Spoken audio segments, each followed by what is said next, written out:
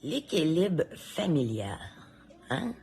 Ça, c'est une réalité là, qui varie, OK? Retenez ça. Bonjour, je suis Isabelle Landry pour ceux et celles qui ne me connaissent pas. Aujourd'hui, j'aimerais ça vous parler d'un concept ignoré en intervention. L'équilibre familial propre à chaque réalité.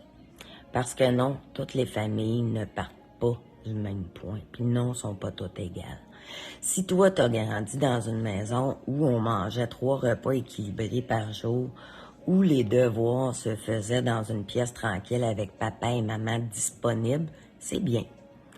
Mais si tu débarques ensuite dans une famille où depuis 3 générations, l'aide sociale est la norme, où les traumas se transmettent comme héritage silencieux d'un parent à l'autre, tu peux pas t'attendre aux mêmes repères, aux mêmes résultats, puis aux mêmes réflexes de cette famille-là. Et c'est là que l'intervenant doit faire preuve d'humilité. Hein? Il s'agit pas d'abaisser ses attentes, mais de reconnaître ce qui, pour cette famille-là, constitue déjà une victoire.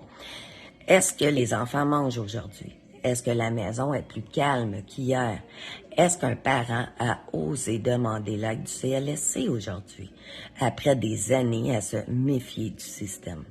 C'est ça du progrès. Ça, c'est un pas vers un équilibre qui leur appartient. Mais trop souvent, on oublie de voir le contexte. Hein, les intervenants vont juger avec leurs lunettes de classe moyenne. On impose des standards déconnectés bien raides là, de leur réalité, puis on oublie que l'éducation, c'est pas une recette universelle.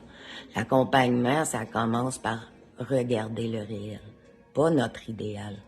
Puis si on prenait le temps de voir ce que la famille fait de bien déjà, au lieu de pointer du doigt ce qu'elle n'a pas encore fait comme il faut, on ouvrirait peut-être la porte à des vrais changements et durables parce qu'on minimiserait pas la dignité au profit d'un jugement. Bonne réflexion. Et n'oubliez pas de mettre de la bienveillance au sein de vos interventions. Bonne journée.